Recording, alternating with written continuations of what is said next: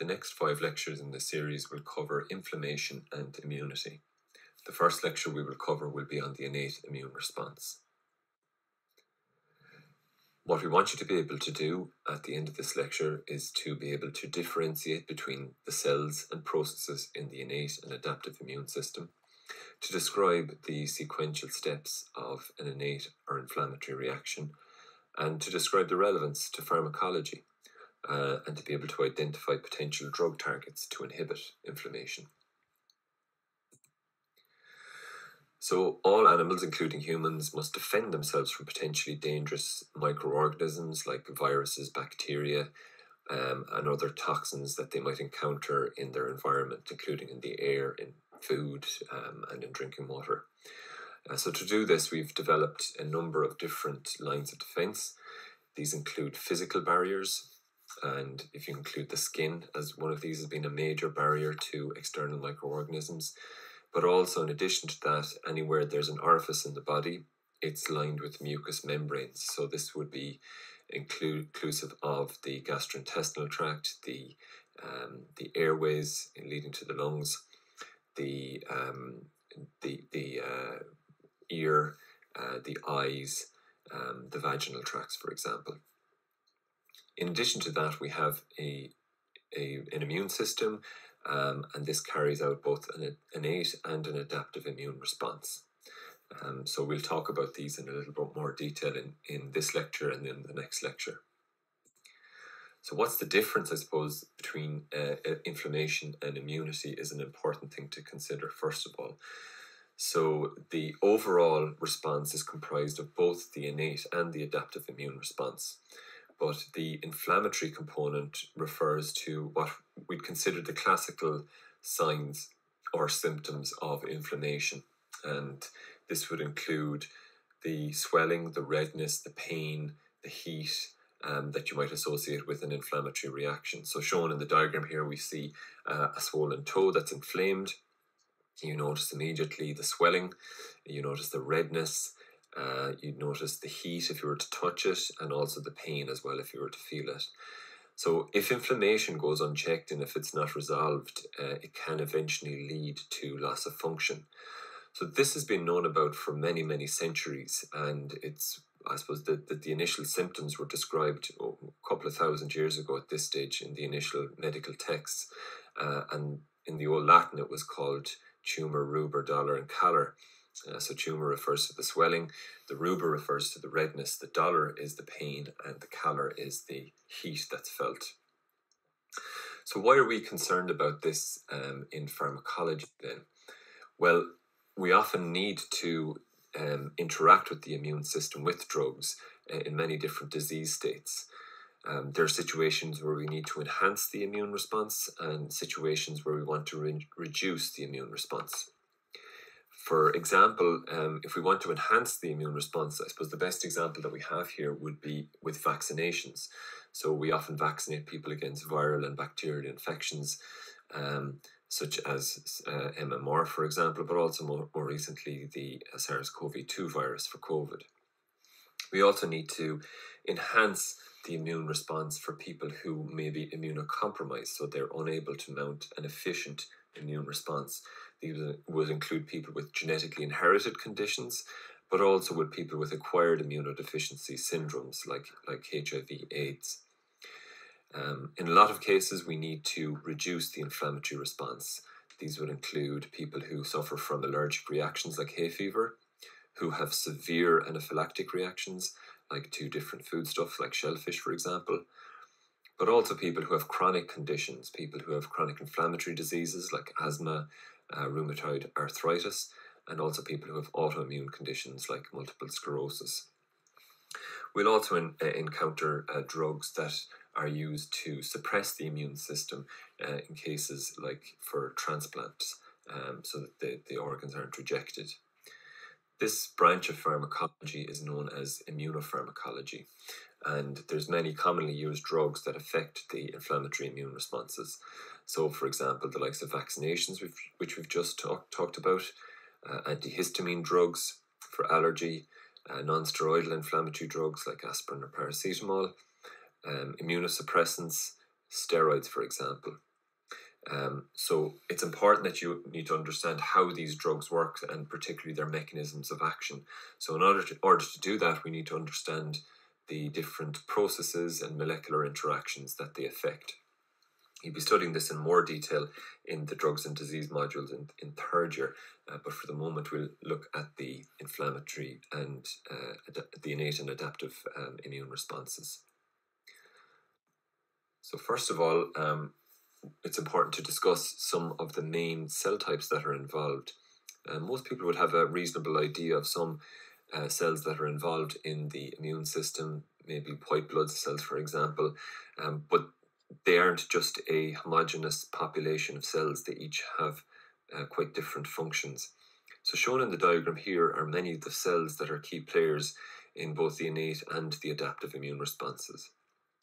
We often think of the innate immune response as being something that's very rapid and that occurs almost immediately after an infection, and that it's very non-specific, whereas the adaptive response is quite slow and it can often take a week to develop and involves highly specialized cells and molecules such as B and T cells, for example, that make very, very specific molecules that target the infection.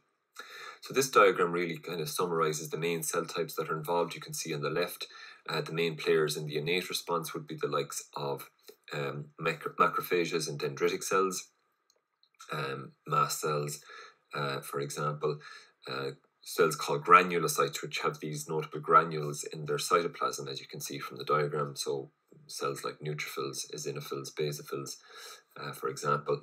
And we also use protein known as complement. On the right-hand side, you can see cell types like the B and T cells that I mentioned already.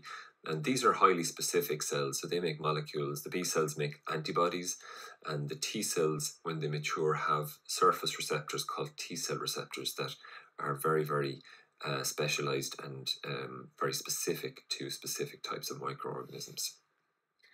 So all of the cells that are mentioned originate from one single type of cell, and that's called a stem cell. And in particular, hematopoietic stem cells, which refers to stem cells that are used to make blood. So hemopart means that it's referring to the blood. And from that, we get two different lineages arising. So on the left, we can see that the myeloid lineage leads to cells like what we saw in the diagram on the left in the previous slide. So the cells of the innate immune system. So we saw, things like neutrophils, basophils, macrophages, mast cells, for example. But they're also responsible for producing red blood cells known as erythrocytes, and we have the cells known as platelets or thrombocytes, as you can see here on the diagram. So the cells on the left are the myeloid lineage, and they come from a myeloid progenitor. The cells on the right form what we call the lymphoid lineage, and they form the specialized B and T cells that end up producing the specific molecules that target and destroy the pathogens. So in each of these cases, as I said, they come from this common stem cell that's found in the bone marrow, and because of changes in gene transcription at different stages in its differentiation, it means that specific populations transcribe and express specific genes to lead to the expression of proteins. And those proteins basically determine what the cells look like the red blood cells, like the neutrophils, like the macrophages, for example, or on the lymphoid lineage, whether they look like natural killer cells or B and T cells. So during differentiation, specific sets of genes get expressed that are expressed in that cell only and not in other cells. So we're going to discuss the innate immune response in about 5 distinct steps. And the first of these steps involves the detection of the invading pathogen. So in our bodies, we have many, many different locations where microorganisms can enter, including any of the main orifices like the mouth, which can end up going into the gastrointestinal tract or in the airways of the lungs. But also if there are breaches under the skin, for example, if they make their way into the blood, they can find themselves inside the body. So we need to have a good system to detect these pathogens. And cells that are resident in the different locations of the body called dendritic cells and also macrophages. They're usually the first cells to detect the presence of foreign pathogens. And you can see in the diagram here on the right, different organs have different names for each of these cells. Okay, so for example, the macrophages that are found in the liver, these are known as Kupffer cells. In the lungs, we have alveolar macrophages right at the bottom where the alveolus exists and where there's blood exchange or gas exchange for in the blood. We have intraocular macrophages in the eye, microglia in the brain, intestinal macrophages, for example. So all of these cells are present in the different organisms so that if a bacteria or a virus might enter these particular organs, they can detect them and then let the rest of the body know. So how do they do this? Well, these cells have particular receptors on their cell surface and on their intracellular cytoplasm called pattern recognition receptors. And these pattern recognition receptors recognize pathogen-associated molecular patterns. All this means is that they recognize different molecules that are common between things like bacteria, like viruses, like fungi. Okay, so for bacteria, for example, the pattern recognition receptors will recognize patterns in the cell surface molecules like peptidoglycan in gram-positive bacteria and lipopolysaccharide in gram-negative bacteria, for example. So there are a few different types of pattern recognition receptors. The main ones that would be known about are toll-like receptors, for example, or nod-like receptors. And when they become activated on these macrophages or dendritic cells, they activate a particular inflammatory pathway, and this involves a series of phosphorylation events that ultimately leads to the activation of a transcription factor, and that transcription factor will translocate from the cytoplasm, where it's normally inactive, into the nucleus, where they're able to bind and recognize specific gene sequences. So they bind to the promoter region of specific genes, and those genes then get transcribed and translated into proteins called cytokines. And these cytokines then get released. So we'll be coming back to them in just a moment. So this slide just shows you an example of the different types of pattern recognition receptors. So we have the toll-like receptors, or TLRs, that are found on the cell surface, but also in intracellular compartments, and as well the nod-like receptors, NOD1, NOD2, for example, here. And the cell surface ones tend to recognize molecules that are common in most bacteria or in protozoa or in fungi, for example. And in the intracellular ones then, like the TLR 3, 7, 8, 9, for example, they tend to recognize cell components like DNA or RNA that usually come from viruses, but also some bacteria that breach the cell membrane. So the outside ones tend to recognize bacteria that often don't come inside the cell, and then the ones that are inside the cell tend to recognize the viral RNA or viral DNA when the virus sheds its coat. So as I said, once they become activated, once they're bound, they activate a phosphorylation pathway, as we can see here in the diagram, involving a number of different kinases, and ultimately this leads to the activation of transcription factors like NF-kappa B, nuclear factor kappa B, and IRF3, which stands for interferon regulatory factor. They're normally inactive. They normally don't do anything if they're inside the cell, but once they receive the proper phosphate group on them, they can now move from the cytoplasm inside the nucleus to where the correct genes are that they're seeking out, and they bind to the promoter region and lead to their transcription and ultimately their translation. So those cells then start releasing large quantities of pro-inflammatory cytokines, and in the case of a viral infection, they'll release interferon. So these molecules then are basically like the red flare or the warning signal or the alarm that goes off inside the body when a microorganism invades it, and these molecules then are supposed to tell the rest of the body that we're under attack.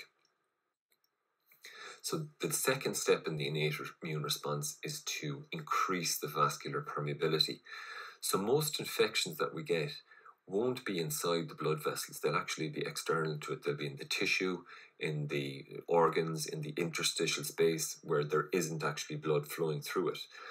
But the problem arises in that all the cells that we need to fight the infection, they're inside in the blood. They're inside in the blood vessels. So we need a way of getting them out of the blood vessels in order to get into the tissue where the infection is and where it's multiplying.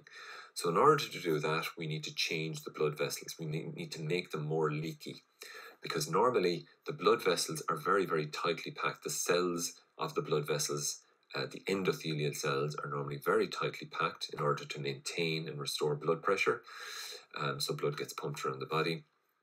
But in the case of inflammation, these become more leaky and they start leaking out fluid into the interstitial space.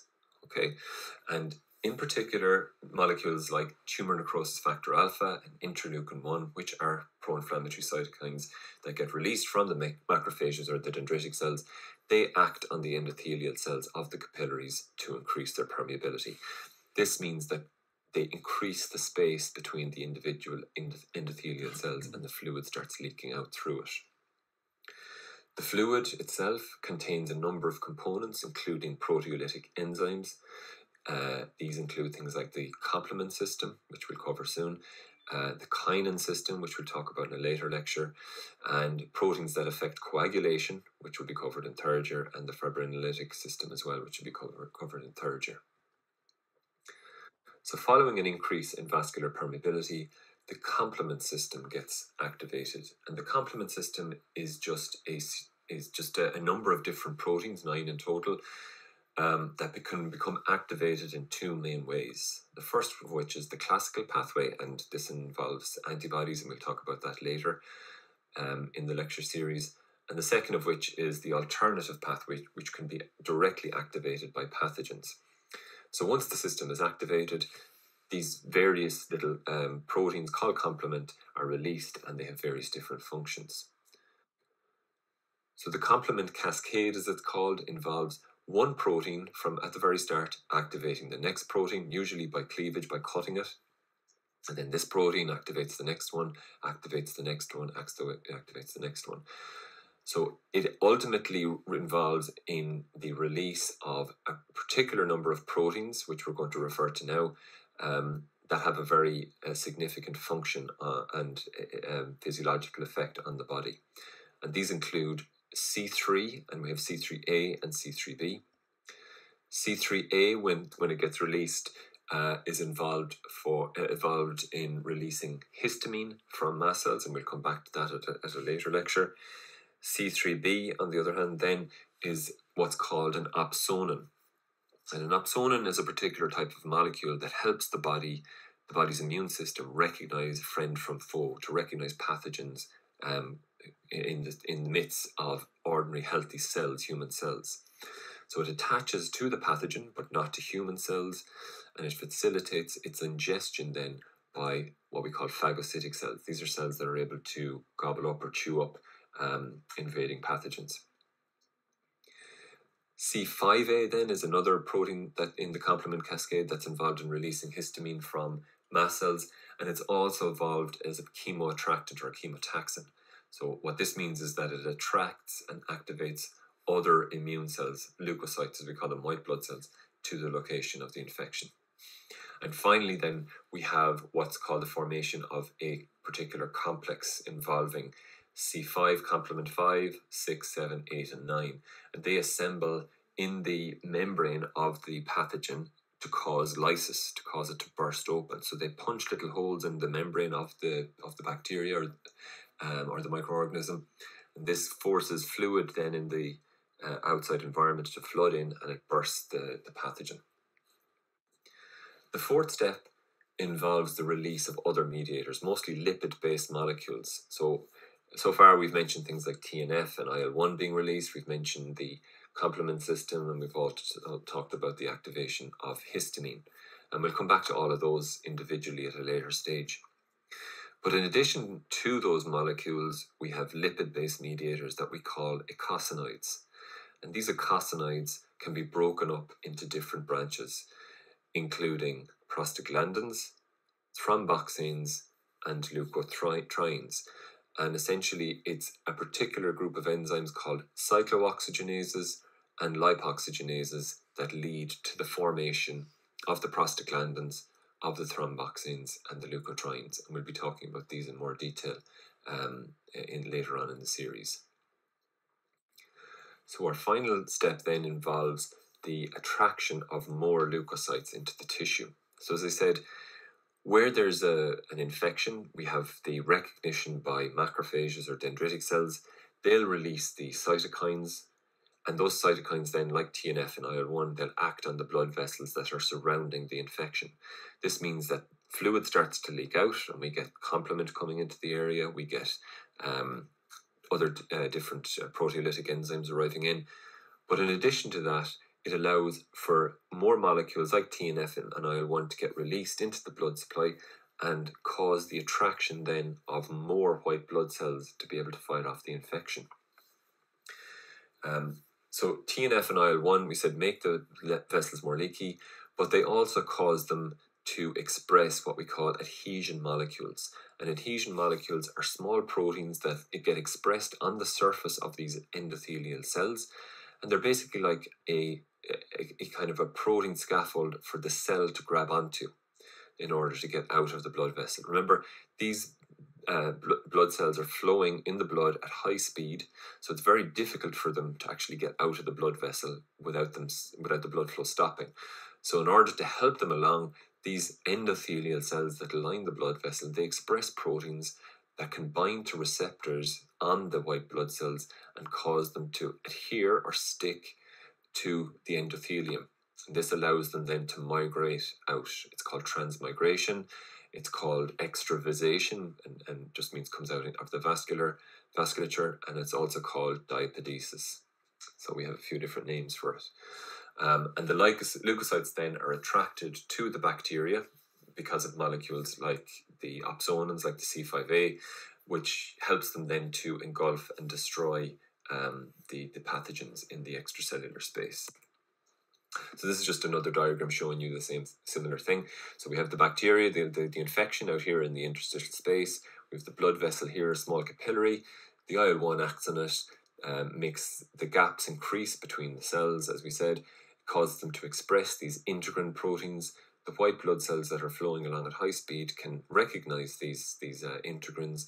They bind to them, and they roll along and squeeze out then between a gap in the blood vessel, and then they recognize the bacteria and they ingest them, and they can kill them then using reactive oxygen species.